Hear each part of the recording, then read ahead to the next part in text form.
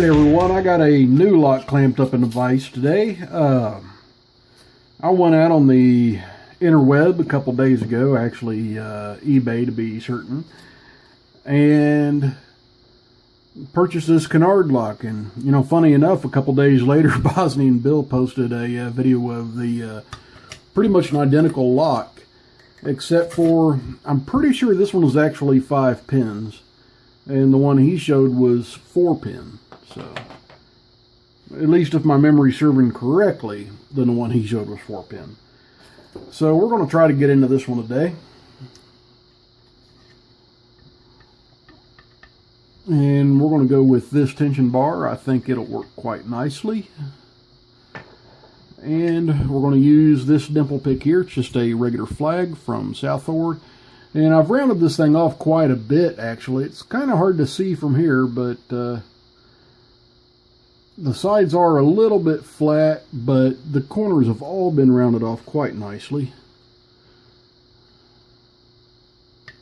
Okay, got to click off of pin 5.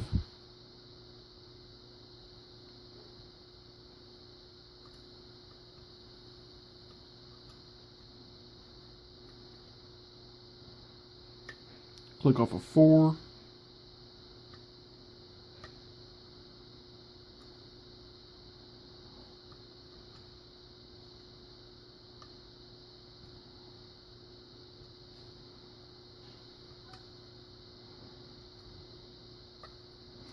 This lock, one thing, might be pretty darn easy to overset.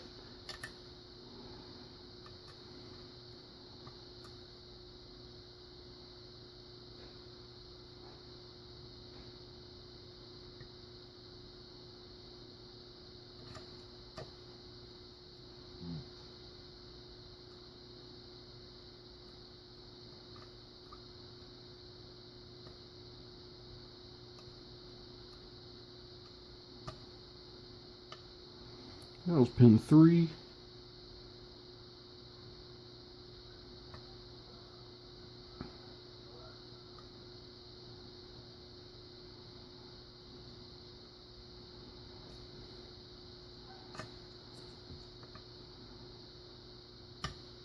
Okay, and I just hit pin 2 and I went into a really deep falset. So I'm pretty sure I only have the inner pins left to pick.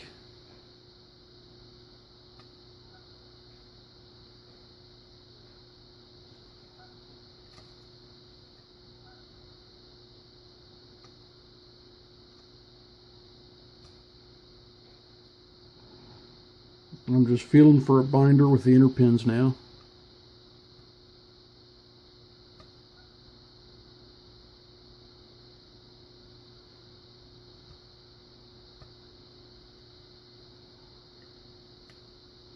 Okay, I just got pin 5, and my falset deepened up a little bit.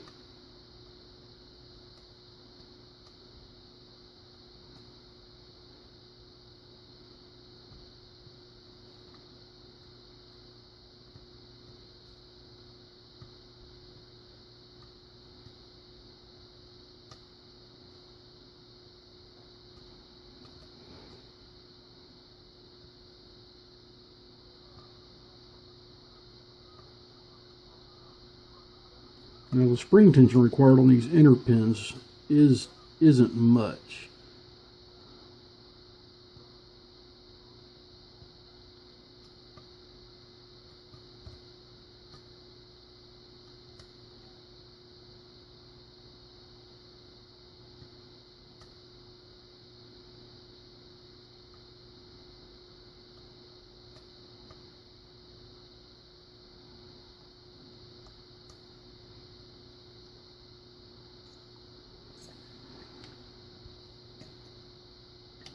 And there we go, I got it off of 2. So I don't think I had to hit all of the inner pins. I think maybe I had to hit 4 of them. I was kind of fumbling around in there searching for the inner pins, so you know, I could have set all 5. The inner pins are quite a bit more difficult to feel than the outer pins on this lock.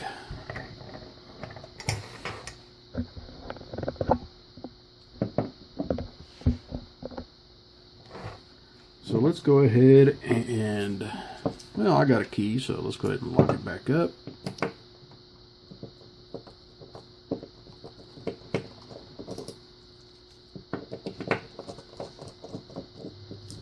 And I love the screwdriver that Bobby Keys sent me. It's actually way better than my other one.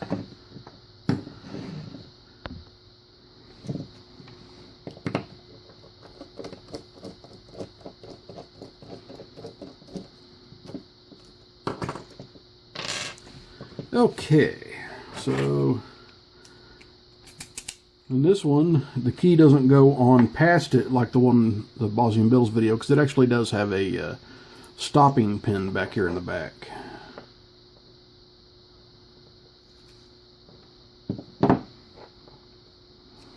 Okay, we can see all the pins are working, all the inners and outers are moving.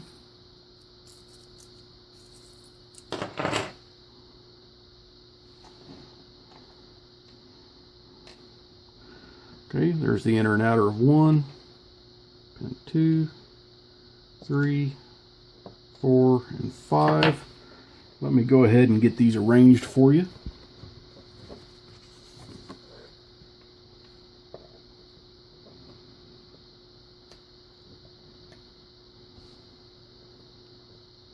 Now, one thing to note on these versus a multi-lock, the inner pins on these are brass. And the outer pins might be steel. I've got a magnet, so... Oh, come on, pin. Stop rolling around on me. There we go. I got a magnet here, so let me... They are magnetic, but they are very, very lightly magnetic.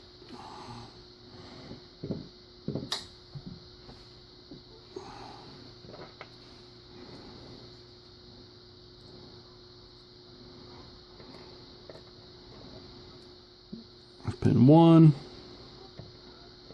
pin 2, pin 3, pin 4, and we have pin 5. And the inner springs on these are just so light. I mean, I'm barely pushing down on that to make that thing go in and out. The outer springs are pretty heavy duty. Let me go ahead and knock one of these out of here. They're not quite as strong as the outer springs on a multi-lock is, but they've still got a little bit of heft to them. Anyway, guys, that's this Kenaurd pin and pin,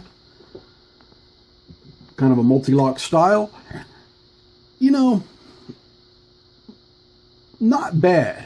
I'd say for the money, I'd say it'd be 10 times better than the, you know, generic Schlage that you're probably using, or the generic quick set.